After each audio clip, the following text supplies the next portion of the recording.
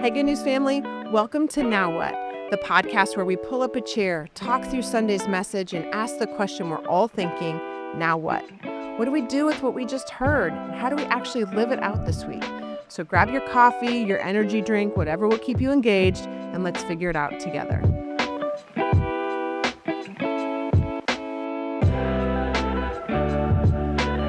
Hello, Good News family. Welcome to the Now What podcast. So great to be with you. Now what? Worship podcast. That's it. Thank you, Josh.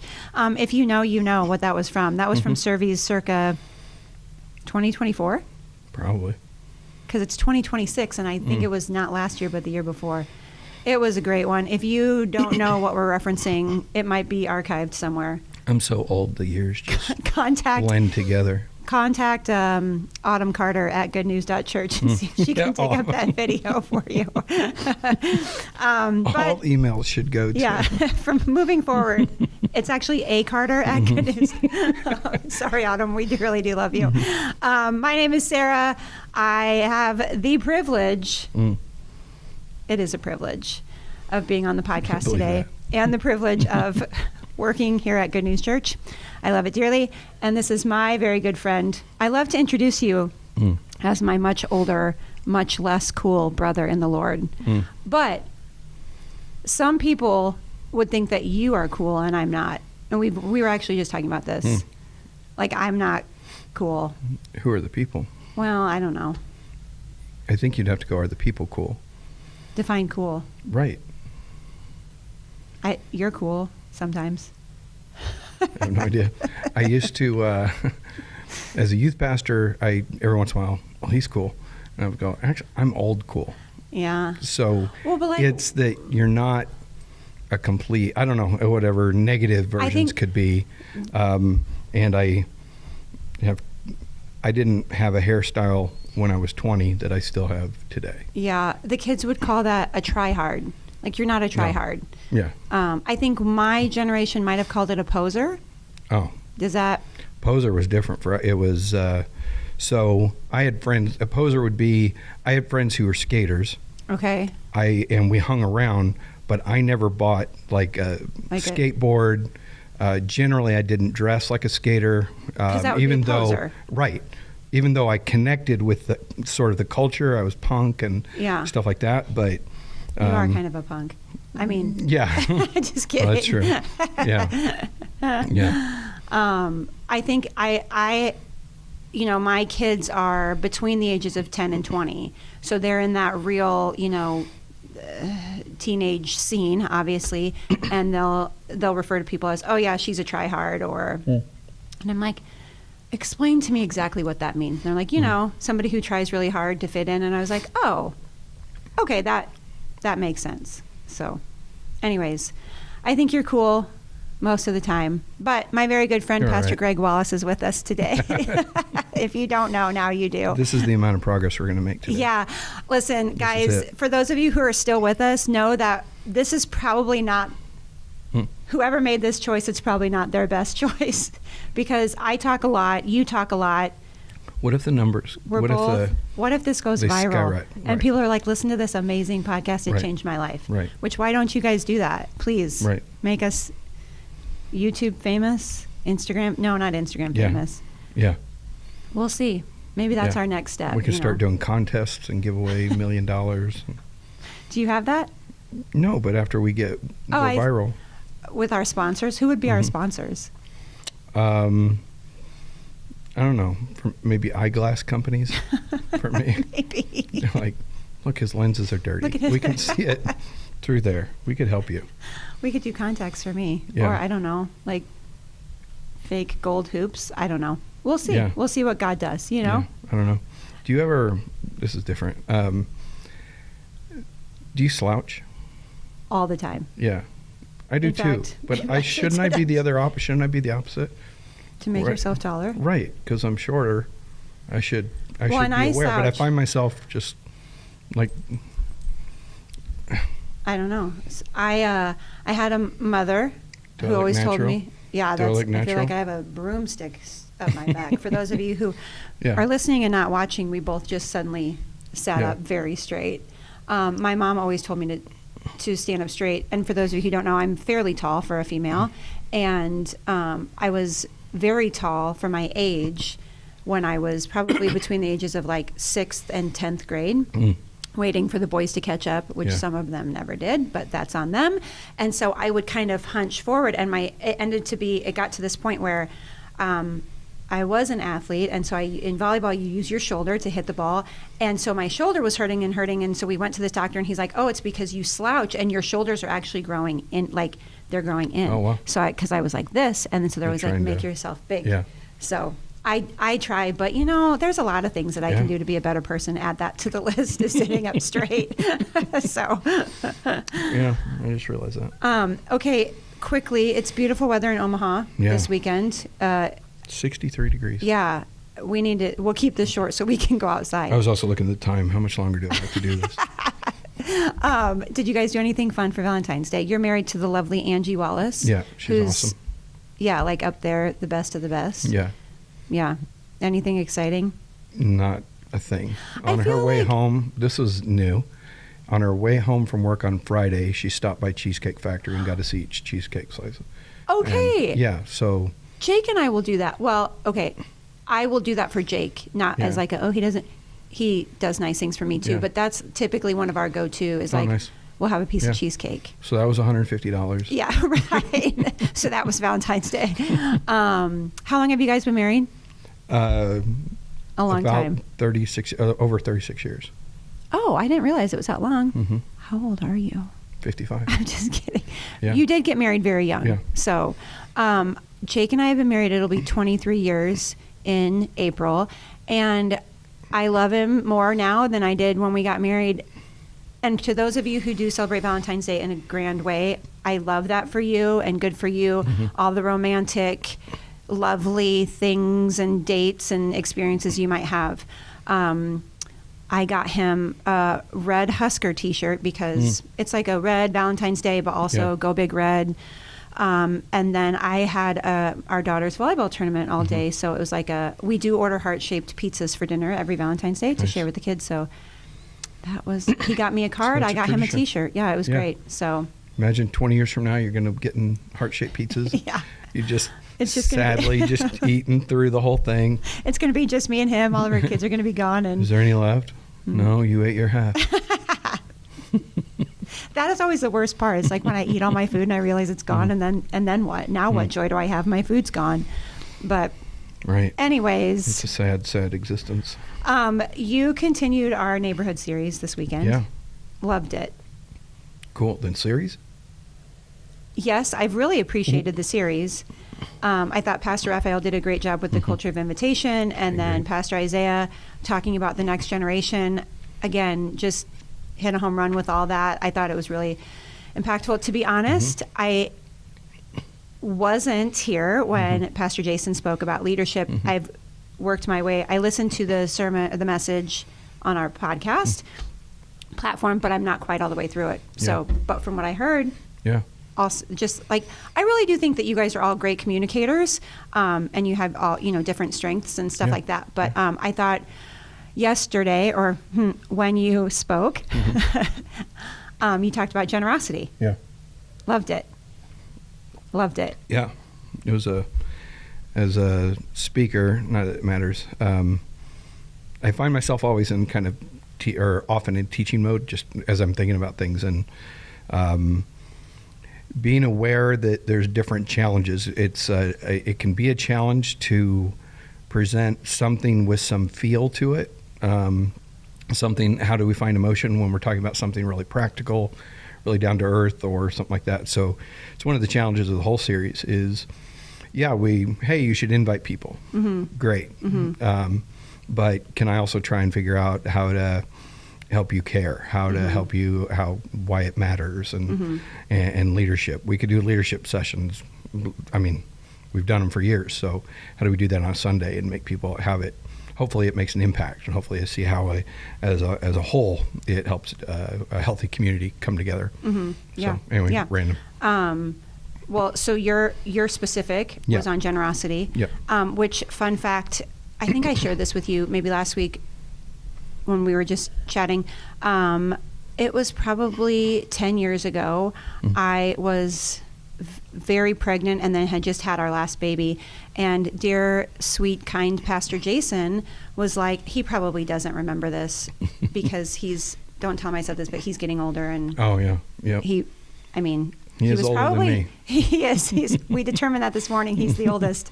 Well, one of the oldest. Yeah. But he was probably just genuinely trying to be kind and encourage me, but Yeah. it meant a lot to me. And I had jumped back he was the youth pastor here at the time. And he was like, hey, why don't you come help us with youth? And I was like, I just had my 6th baby in 10 years. Those teenagers won't want anything to do, like, I am not cool. I am not whatever. Anyways, but I said yes. And so just sitting under his leadership and teaching for that time, he had kind of, or at least in my experience, it was the first time I heard of having like a theme or focus for the year. Yeah. And so I've had a word of the year or a focus of the year since then. And that first year, I felt impressed by the Lord, if you want to go that direction, of the word generous, because that was something that I knew I wanted to be. And I think it's because, and you mentioned it yesterday, that's who God is. Yeah. And that's something, it doesn't equate necessarily with money, which at that time in my life, I had very little of. In fact, I always joke, I'm like, it's not only that we didn't have money, we actually owed people money. So like any money we did get, it was already, it was one of those like, hey, it's payday.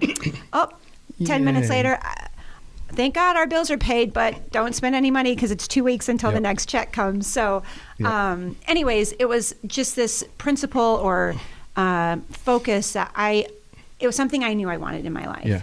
So maybe if you can, or like, why do you think it's important for people to be that way? Very loaded question. That's a big question. I'll begin with something that occurred to me while you're just rambling on. All right. Anyway, that's not true. I just thought it was funny in my head. People, we're going to get emails like, for those of you who don't know, we really do love each other. We just ask Bib Schrader about our relationship. I'm a blessing. That's what. He's a blessing to be a blessing, which you also talked about yesterday. Yeah, but that's why I'm this way. Anyway, so even in a place where, and been there, done it, I've got, the scars and the joys from it, a place where we were literally saving change. And our date nights were going to, it was a Baskin Robbins, and we would get one ice cream cone and share it.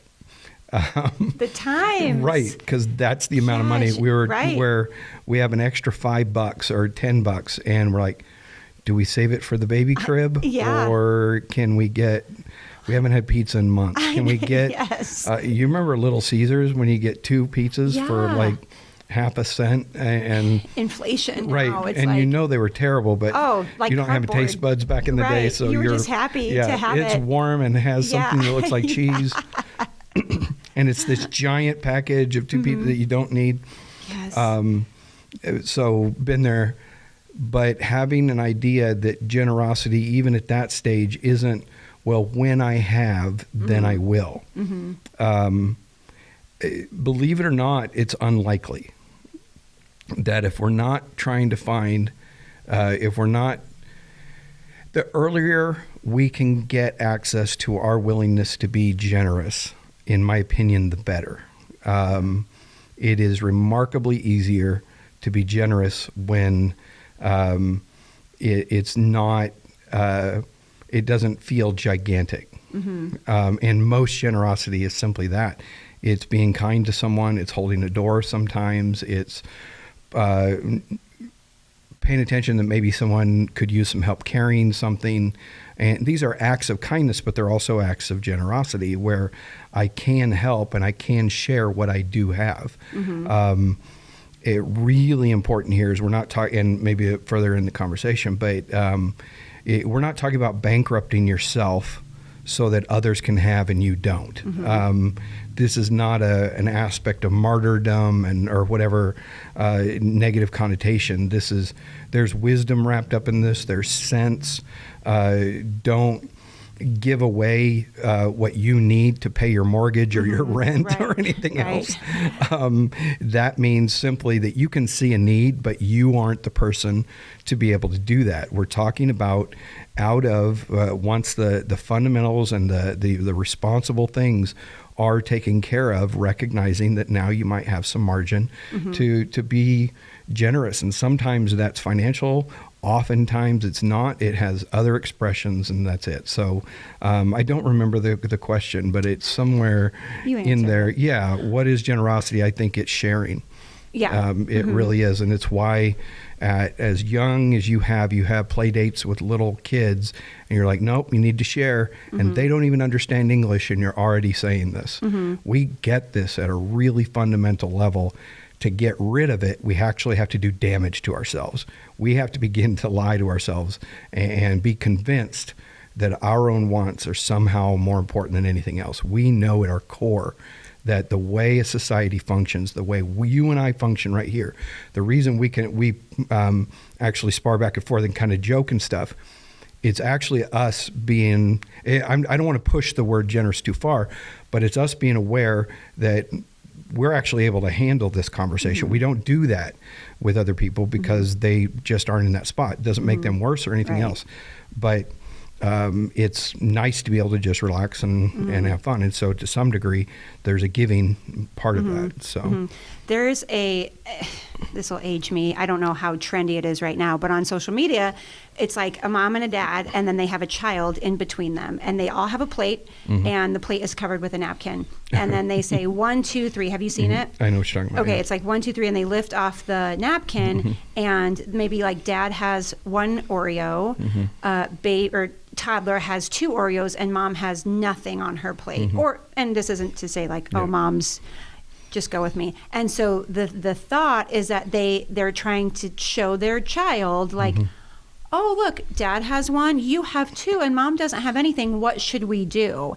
And it's very sweet when you see the child looking back and forth like, and they make that connection of like, oh, wait a second, I can do something about the fact my mom doesn't have anything and I have more than enough. Yeah. And so I think that that's just such a sweet way of recognizing. Yeah. And I like how you pointed out in your message, this is not about money. And Right. we say that a lot. And I think, when people come, we even talked about it a little bit in staff. Pastor Eva mentioned something about people, because of whatever lived experience, maybe some abusive situations, Right. people always assume the church is after your money, and it's like, man, it's so much more. It's about so much more, and it's so little about your money. You did mention though that the church does need money. Like that's a legit. And I don't know. Do we want to talk about that? Because I think sometimes people get worked up. Yeah. And it's like, well, okay.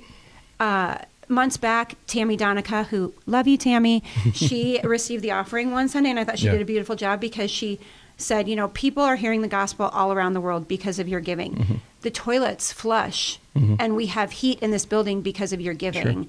Sure. Lives are being touched through Assure Women's Center because of your giving. Right.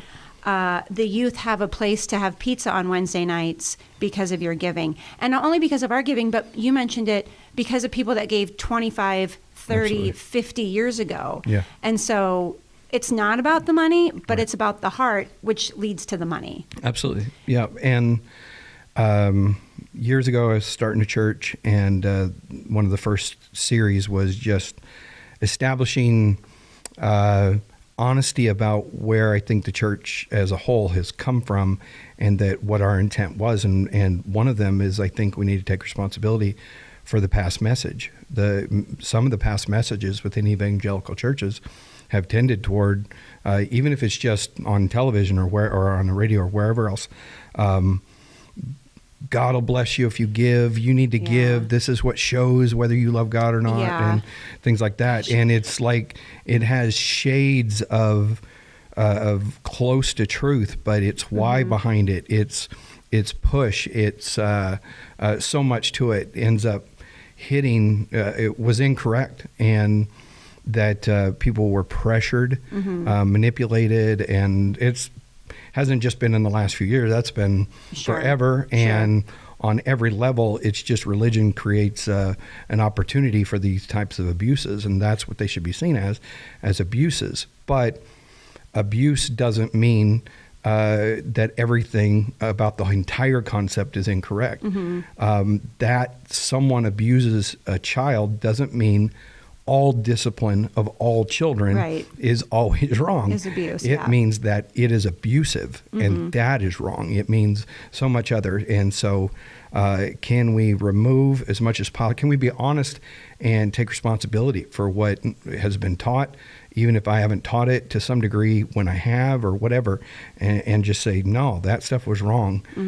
But it doesn't mean it's all wrong. The Bible does indicate that we should share. And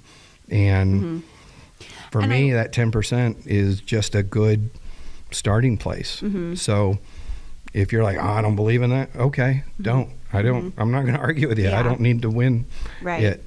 Pick whatever number you want, but get free. Whatever sets the you free. title of your message was participating in freedom.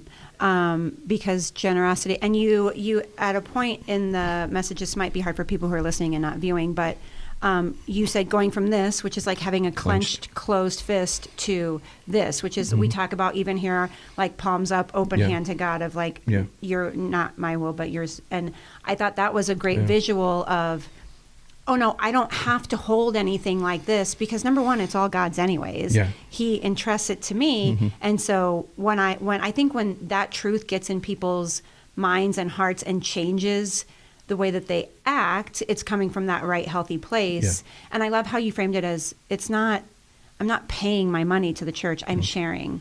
I'm sharing. And then we all benefit from it. Like, you have a cup of coffee on Sunday morning.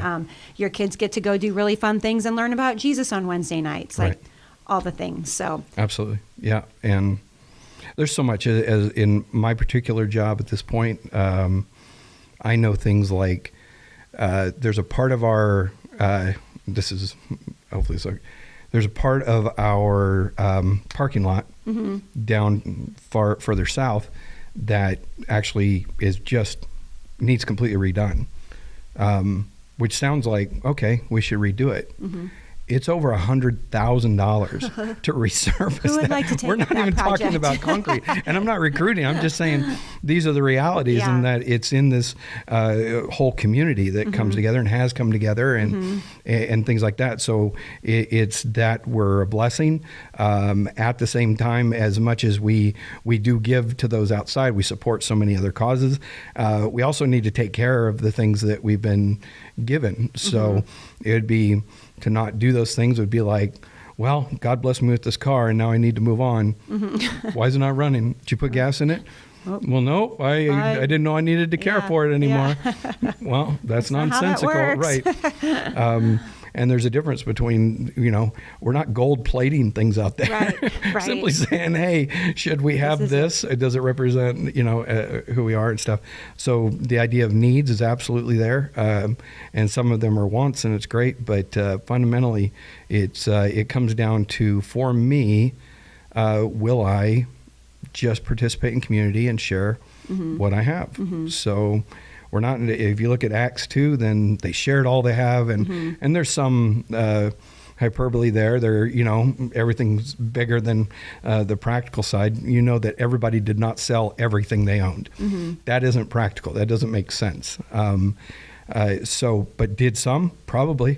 Absolutely. And hopefully that when you do that, you're making a full-on commitment. And some of us have decided at some points in our lives to make commitments to ministry or something like that. And we know it's most likely millionaire status is most likely not in our future.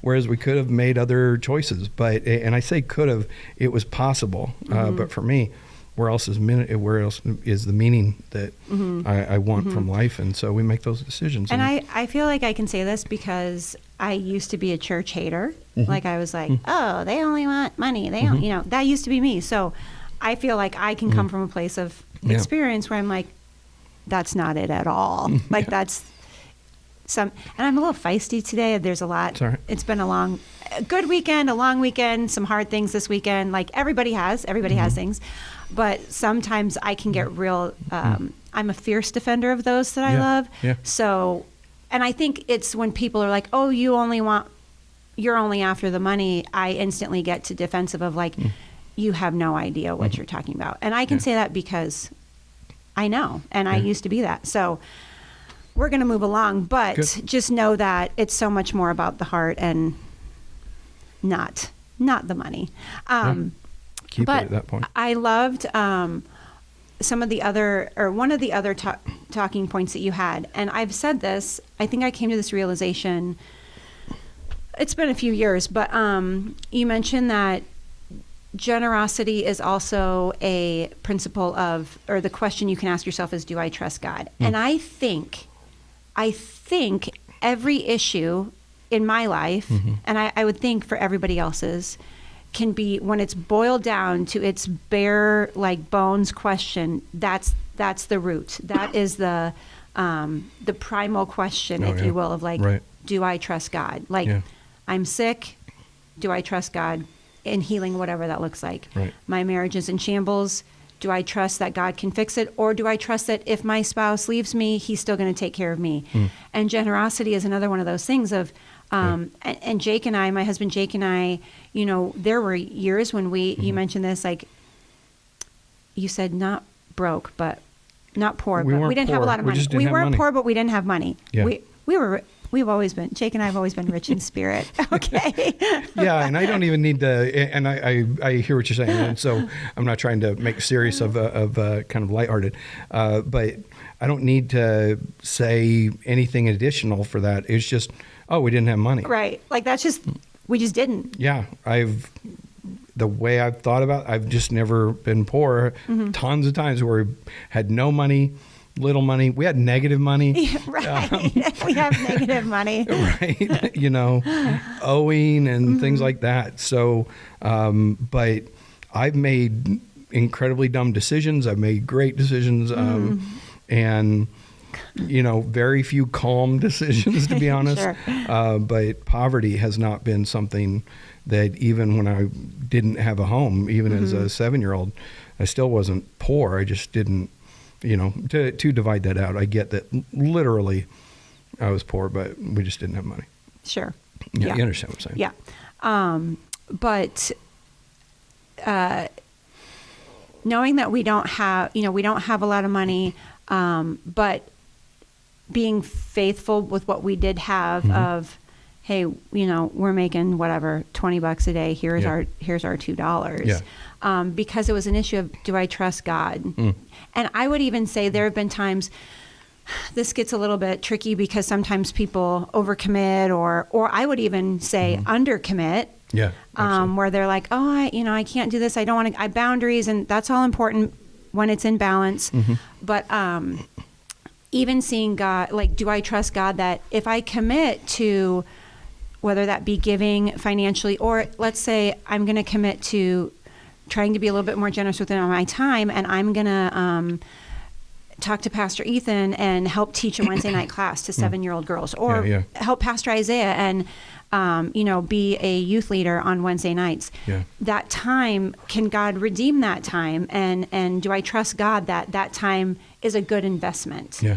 And I have found that the answer is always yes. Nice. Like, can I trust God? Yeah. I haven't found a situation yet where I've answered no. Yeah. And there's different seasons for application of this. Sure. So that's a great point. It's a fundamental underlying commitment that I will trust God. And that your kid has a volleyball tournament and you go to the volleyball tournament doesn't mean you're not trusting God. It's and that you're not prioritizing people or anything else. That you go on vacation if you're able to, and doesn't mean you're trusting God for, ministry and things like matter. Quite the opposite. You're actually, I would say, trusting God by allowing the ministry to continue while you're not there. And so it gets weirdly complicated within ourselves. But I also think that as with almost everything inside the church, it can be weaponized or made a little weird or odd. do you trust God and stuff like that. This is some of my stories are too big, so this is going to be one of those. Okay, Okay. it's going to Everybody hold hit on. it's heavier than this point Oh, no. makes. I Am don't gonna have cry? a way. My eyes are going to well up with tears and be like, oh, I No. wasn't ready for that. But so If I cry, you'll probably I'm cry. already into it, so I Okay, can't here we back go. out of it. So it doesn't matter where I was still probably 7 or 8 years old, and my mother, who was sick at the time, was convinced by a group of religious people that if she trusted God, she would do certain things and stop doing certain things. And so because of this, she stopped taking medication, because she was told that to trust God would be to stop medication and therefore stop. And so she ended up in a coma as a result of this. So like I said, too hard. I get it, but Fine. right. Fine. So I won't finish the story for you. I already we'll know just go how with it that. ends. I already know. So now, for a while, I don't know that I was ever irate. I was incredibly unhappy with that point of view. Which, yes. And that's an understatement. But I mean, I don't know, as I became aware of the circumstances, because as a 7-year-old, I just know what happened. I didn't know why. As I grew up and I learned about why, how did I feel about that? I actually just disagreed. It was one of the ways that I very early on recognized that there were genuinely incorrect ways of viewing something while trying to do something positive. These were people who I believe if I were to meet them now, I would go, you really, really love God. But your message is really, really damaging. And I don't even know that I would call it toxic at some point. I just know it was ill-informed and ignorant. And so the effect was that. And so when we say trust God, we're saying this is a core thing, but it takes wisdom to work it out before you do something nuts or something outside normal chains. Talk to people who are wise, who can advise you. And there are points that we make decisions. I've heard of missionaries, for example, one in particular, and her name's Blocken, where she at one point knew she was supposed to go on the mission field as a single woman, so canceled her engagement and went on the mission field to India, and God provided for her every step of the way. And those are inspirational and everything else. And that is an example of radical trust, and I believe in that. But not everyone is called to do that. How do I know that? Because then no one would be able to actually eat, because no one would be making the food, meaning no one would be growing things, because we'd all be reaching each other. So we all have different roles. Right. As you're interpreting Scripture, understand that whatever it is has to, in general, make a society function and leave a society able to function. But in an ideal world, that society truly trusts God and then is able to go do. So it's trust God, and then we do what we can. Trust God with your finances. Do what you can. Make wise decisions. Some of our past decisions create an inability to choose things right now. Suck it up. I don't have a nice way of saying this. Learn what the right decisions are and suck it up through that pain period. You're not going to get the dopamine release for a while of buying things and stuff and going out to eat at certain ways, or being able to do things that your other friends can do. That's fine. It's a Dave Ramsey thing. Live like no one else so you can live like no one else. Do what you want with Dave Ramsey. I don't care. But that idea is pay a price now so that you can gain the freedom. But in paying the price, there may be times, there's some point, I would argue, that making sure that you're given 10% is an important thing. It's a good rhythm. I'm not going to tell you it's a absolute rule and you're awful. No, I'm saying it's just a good threshold to shoot for. But some of you are not in that spot right now. Talk if you're unsure of where that spot is. Talk to somebody who might be able to help you guide, might be able to help you understand when and where and what goals you need to reach before you can do certain things. So don't stop paying your child support so you can tithe. That's bad. That's creating That's bad. vulnerability in Right. your own family. Take care of your obligations, the things you've agreed to, and allow this to come to the point where it becomes an agreement that they're actually able to follow through on. Well, I would even say, you said trust God, but do what you can.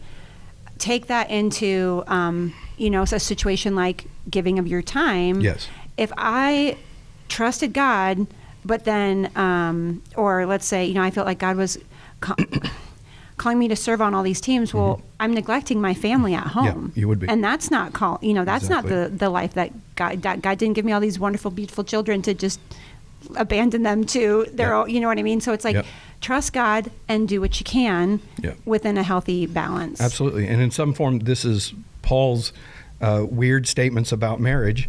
And I call them weird just because they're meant for sort of him and a very few, where he's like, look, if you can be single, you should be single. It's better. I wish you were all like me.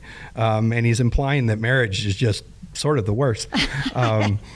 But look, if everybody's single, we have a problem. Right. Because then how... No more people. Yeah, then how are we going to keep going, guys? Right. Because God also did say, be fruitful and multiply. Be fruitful and multiply. Paul's forgetting is one thing, and I don't want to imply that I'm thinking of something Paul didn't. He knows this. It's just that when it comes to service in the church, he's saying this, and some are called to that. Most aren't. But understand, in having a spouse, you are making commitments for the rest of your life that are going to affect your ability to do certain things. Well, I wish I could go out and party. Well, whether it was healthy for you even before, you made a commitment. Be a grown-up and do it. We can do this. We can do hard things. We can do hard things, and this isn't one of them. You mentioned Abraham knew the good he was supposed to do. Yeah.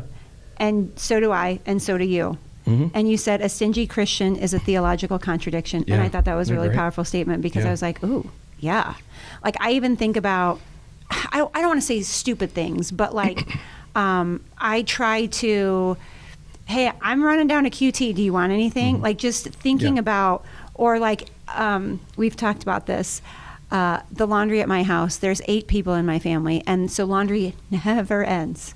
Even when I think it's over, then somebody gets home from the gym and they're like, here's my nasty, sweaty T-shirt. But it's fine. It's fine. Yeah. But like how can people be generous? I'm thinking of like the stay-at-home mom with 2 babies, or the working dad who works 50 hours a week, or let's say a single mom who is literally just paycheck to paycheck. How can we be generous not only with our money, but like with our time, with the resources we do have? Hey, like I think of Pastor Isaiah when he received offering yesterday. He was like, has anybody come to your house and asked for food? And I was like, actually, yes, I've had neighbor kids come do that multiple times.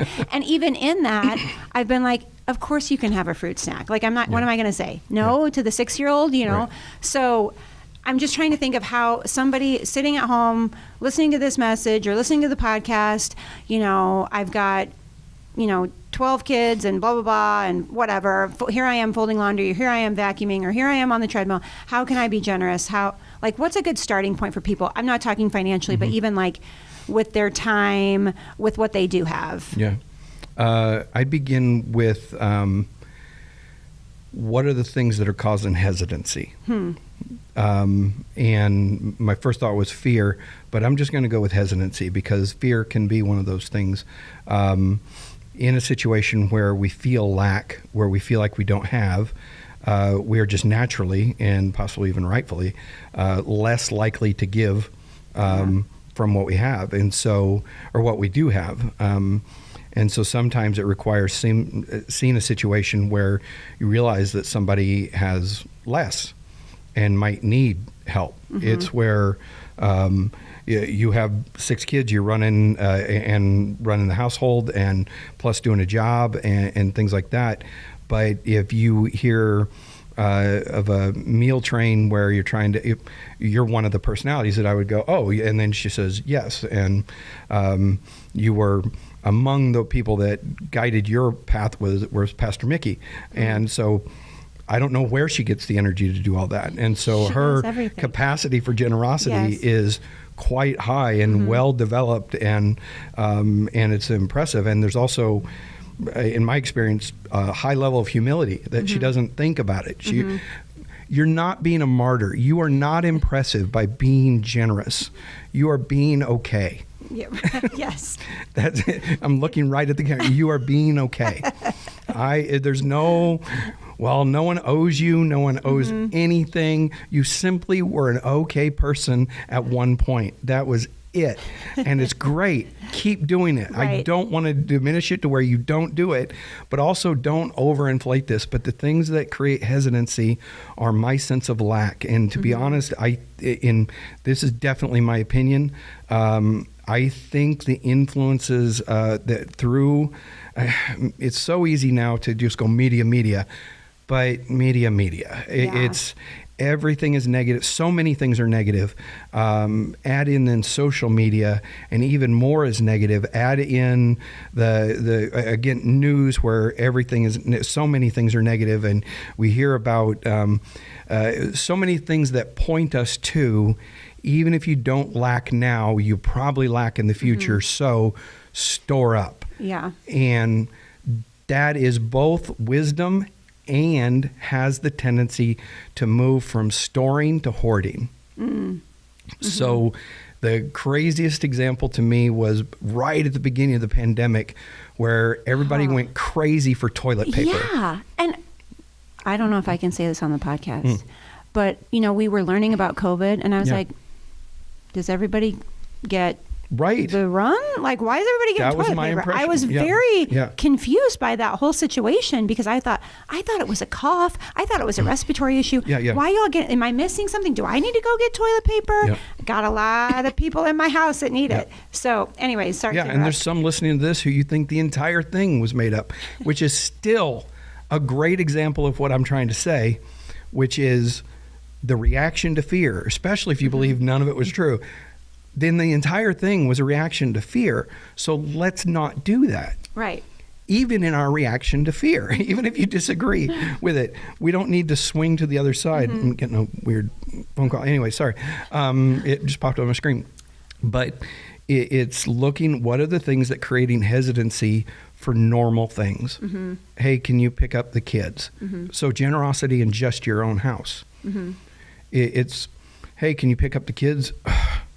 Can we remove the and I'm not now interpersonally, if you and Jake have this conversation, or I'll go with me, with Angie and I have this conversation, you ask me something, if on that phone call I go and one, I'm aware of my noise, by the way. Okay. Some of you are like, I didn't know. You totally know. You're a grown person. Yeah. You know what you did. Yeah. Take responsibility for it. If you don't like taking responsibility for it, quit doing the thing. Don't do it. That's all it takes. So, Pastor Greg's mean. No, I'm true. I'm telling you the honest truth.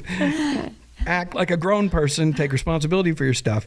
But anyway, that actually then ripples into the rest of our night, into the rest of our day and stuff. Now, if I have a genuine reason why I can't, well, actually, I'm doing this, so it's not something I can do.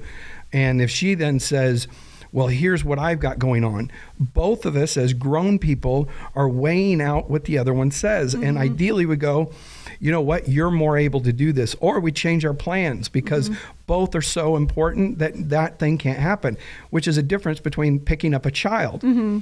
Hey, can you pick up the kid from school? I don't care what you're doing. Someone's going to need to do it. This has to get done. You might need to recruit someone else into it, but being mad about it and whiny about it isn't going to create it. But if I can do it, here's where generosity comes in. If I can do it, oh yeah, let me do that. Oh, you're free? You know what? I'll just move stuff around. But be okay if somebody's being generous. Accept that generosity. But we can do this in micro ways too. This is a conversation that Jake and I have, because there are times where one kid has to stay late, so can you pick up this kid so that I don't have to go back and forth twice? And when he or I respond with, well, let me speak for myself. If he asks, if I say, hey, can you do this? And his response is, which it's not, because Jake is wonderful. Yeah. My immediate is, forget it, I'll do it myself. I don't need you. Forget it, I'll do it myself. Right. I'm immediately shut down. So now there are times where he's like, oh, I'm sorry, I can't. I have a meeting. Oh yeah, no problem. I'll do it. It's got to get done. It's no big deal. The boys are working. I got to do it. It's fine. There you go. But it's the response and the heart behind it of, is he generous with his time? Is he generous towards me? Yeah. And because that reflects the heart of God in him. Yeah. So I agree. I think that's a great point. And it's accomplishing the same goals. Yeah. How do we get this? How can I be flexible? How can you be flexible? How can we be generous towards one another? Absolutely. And no one's asking you to do something you're physically not capable of doing. We had windstorms last summer. Oh yeah. Brutal. Right. If you had a broken leg during that time, do you know what your mission is? To heal. Right. Lay on the couch. Yeah. Right. Don't it's not pick to go up out and move sticks. anything. Yeah. Right. If you're no longer of the age that should be out moving sticks. Right. Being generous sometimes is realizing that if you go out, you may cause more problems. Right. Right. And then, figuring out other ways. How can I can't go, but is there other way can I do this? And so there's infinite ways to just express kindness and generosity and, it's attitude and heart. And you talked about encouragement. Yeah. Being generous with encouragement of like putting courage within someone else. I thought that was a great way of describing it. And we've even talked about it a little bit this morning of like, it's not flattery. It's not false encouragement. It's just a genuine. Doesn't work if it's not true. Yeah. Yeah. It doesn't work if it's not true. Just scaling back a little bit, you mentioned that, and this touched on what we just said, but sometimes we go through things that teach us trusting is hard or seemingly impossible, but generosity pushes against that. Mm-hmm. And sometimes people have found stability. Mm-hmm. Like again, speaking for myself, Jake and I have found a stability in where we're at financially, time-wise. We've got a routine down. And so generosity can sometimes feel threatening because it's like, well, what if this happens? Yeah. What if somebody loses a job? What if we get a medical diagnosis that wipes out our savings, and then all the ripple effects of that. Right. But I think, again, going back to circling of, well, do I trust God? That even if all these things happen, do I trust God that he's still going to meet me and take care of me and provide for me? And not even just me, because, as a parent now, it's more like there's a lot more at stake with my kids because they're a little bit older. So like, Absolutely. Heaven forbid, but worst case scenario, we lose a job. One of us passes with Jake or I, and then there's just a lot more at stake now because the kids are, would we have to move? Would the kids have to switch schools? How would this affect them? And it's like, but even in that, do I trust God that he's going to meet my kids? Is he going to walk? Will he walk with them each and every step? And the answer is yes. But sometimes getting the answer from your head to your heart is a process. Yeah. I think it was years ago, and I think we probably talked about it before, and I can't remember. It was somebody who's known, not currently, but decades ago, who, when I was in a situation, we had been informed that our job no longer was our job, and so because it's a church, then as pastors, apparently you have to move, and so literally our entire friend circle is now gone. Yes. All of our support side, and we didn't grow up with, and so it's just us, and guys, I'm in full pause. panic. Time out. If you have never heard Pastor Greg's story, I tell him consistently, I don't know how you talk about it. What does Pastor Jason always say? A turtle on a fence post. I'm like, I don't know how you made it to today. I don't know how you're still here in the best way. And I'm so glad you are. But I'm like, wow, I think I would have quit after that. But I've said that multiple times. Like, there's this, and then there was this. And I'm like, I would have given up a long time ago. So thanks for sticking it out. You and Angie. Y'all are the real MVPs. And I honestly go, what is the other option? And this is some of what, when we just think about something is bad, or in my language, something sucks or whatever, okay. Mm-hmm. But are you not going to get up tomorrow? Yeah. Because it's still coming. Right. Tomorrow's still going to come. Planet's still turning. Yeah. Or life is still if you're a flat earther, the sun is still rotating around us, I'm guessing. If you're a flat earther, please email us. I'm good. No, email him. Or however it works. I don't know what you think happens. the sun god moves it across at night. I'm not sure. Not really sure. Right. So We're going to get emails about this. that would be great. Actually, we said Autumn Carter. Email T. Heineman, please, at goodnews.church. Anyway, now I've lost my train of thought. But it's I still going to interrupted happen. Life's still going to go on, even if it's bad, even if it's great. Life's still go on. There's no true difference between the things we count blessing and the things that aren't, other than our experience about them. And I know I'm oversimplifying it, because our emotional experiences are really what make us up. But broken down to that degree, I still just get up. What if you find out something terrible? Yeah. Tomorrow's still coming, and it's going to take a while to process. Yep, absolutely. And I'm not trying to diminish it. I'm telling you, some things are really, really hard to process. Grief, oh my gosh. I don't know that it ever ends. And I don't mean that as doom. I just mean that the value of somebody or something can be so high for us that scar, that it creates a scar, and it's not one that you forget. There's injuries that happen. Absolutely. It's always sad. And it's potentially a value of a thing or a damage of a thing, whatever it is. There are things that just are not fun. They aren't good. They aren't anything. And yet tomorrow still comes. It's weirdly surreal about it. So what does it take? Getting up. Do you want it to, now a different question is, do you want to recover? And at some point you don't want to. And that's also okay for that period.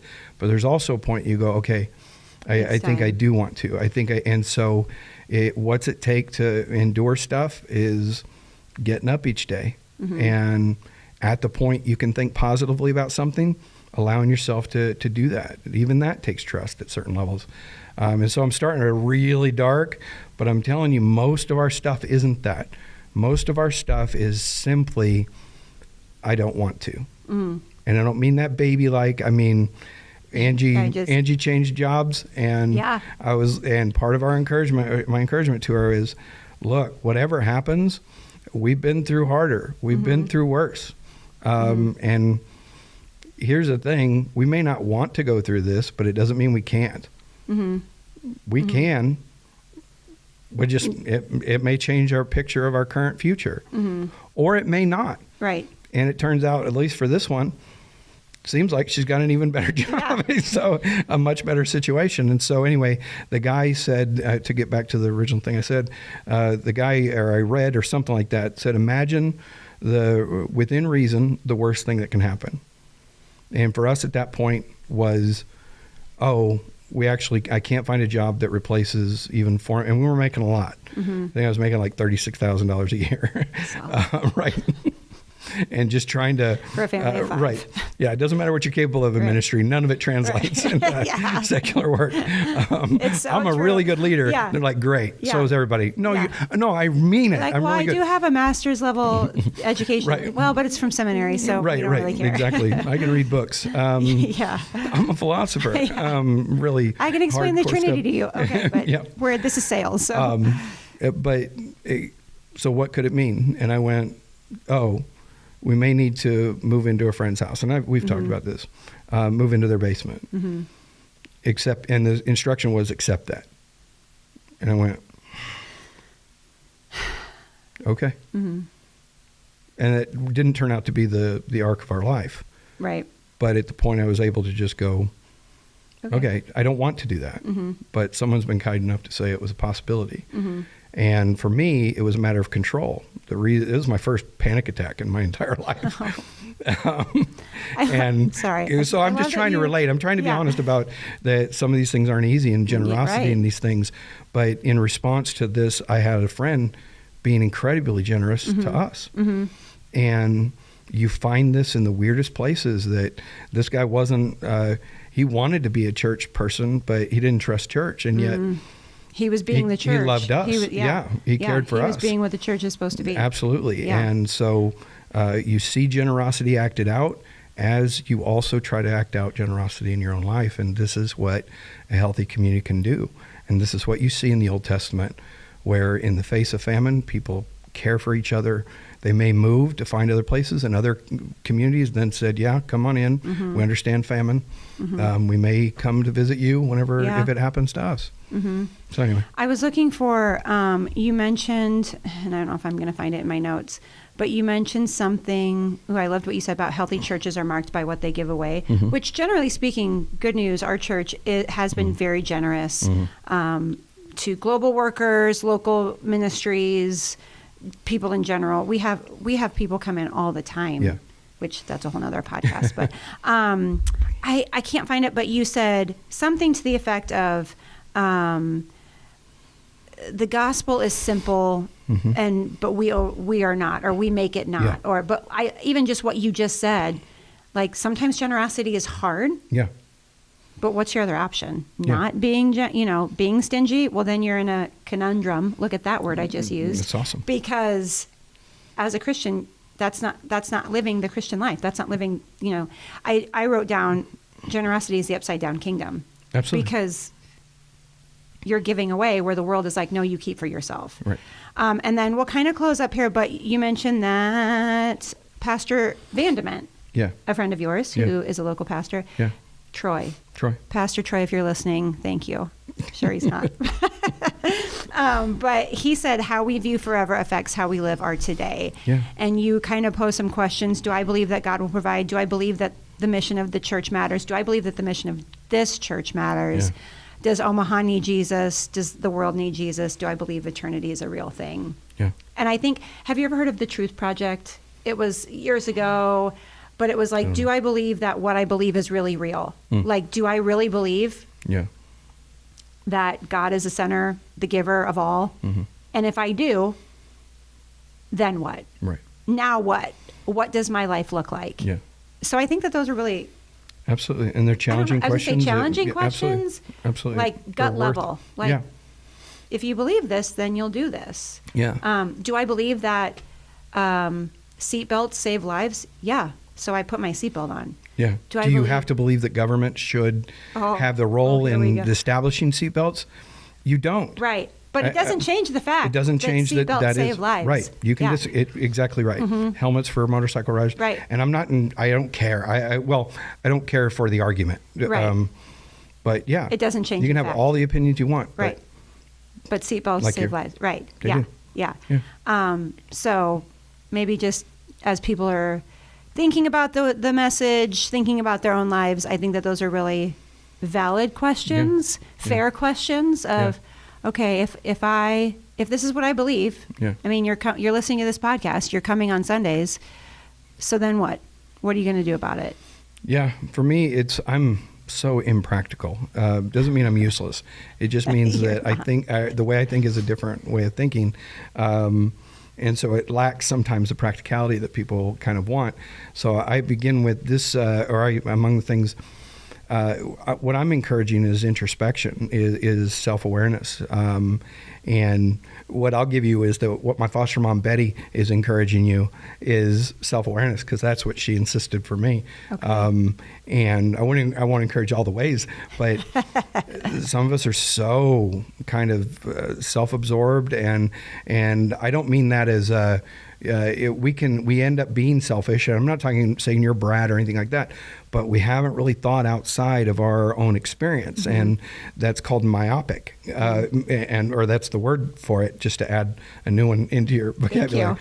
Babies are myopic. They're only capable of seeing their own existence. And so when you hit a 3-year-old and they start seeing, one of my parents may not have, even then you start seeing them go, but I want these I have two. And it becomes a deep kind of thing for them. They're having an introspection moment. And some of us, this isn't the easiest way of thinking. And once you start doing it, you can go, well, now I'm sad. I get that. You're going to be okay. Keep going. Find things that you can do that are practical, meaning physically do. Can you just care for somebody? Can you show up? Can you make a commitment that you follow through on? And just finding little ways that you can make some progress.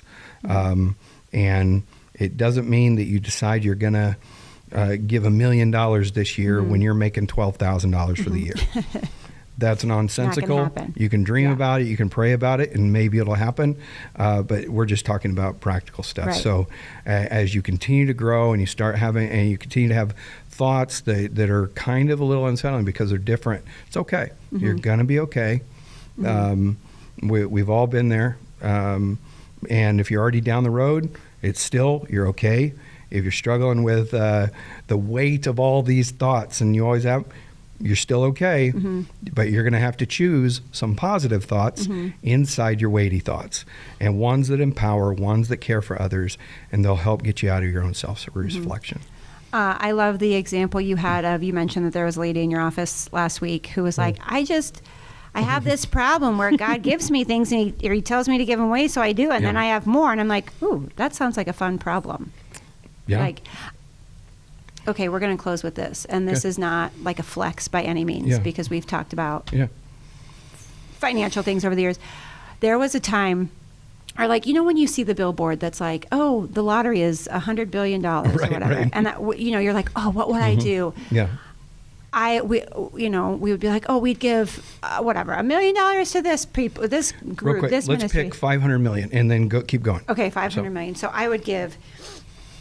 That's an option. It's gotten that high. It's gotten into billions. Oh yeah, absolutely. Not that I play the lottery. I'm just picking a number. I would give you after taxes, you get this much, and I would give this much to my family. This Let's much call it to my half. You got friends. $250 million. I'm like, oh, I would definitely move out of the city, but Great. close enough that I still go to Costco and Target. Okay. But then I'm like, I would give Assure all this money and Sheepgate all this money, and anyways. So then there was a time in our lives where Jake and I had a little extra. Yeah. And it was such a joy to be able to give that money. Yeah, that's awesome. To a group a ministry that we were like, we believe in what you're doing. There's a lot of great ministries out there.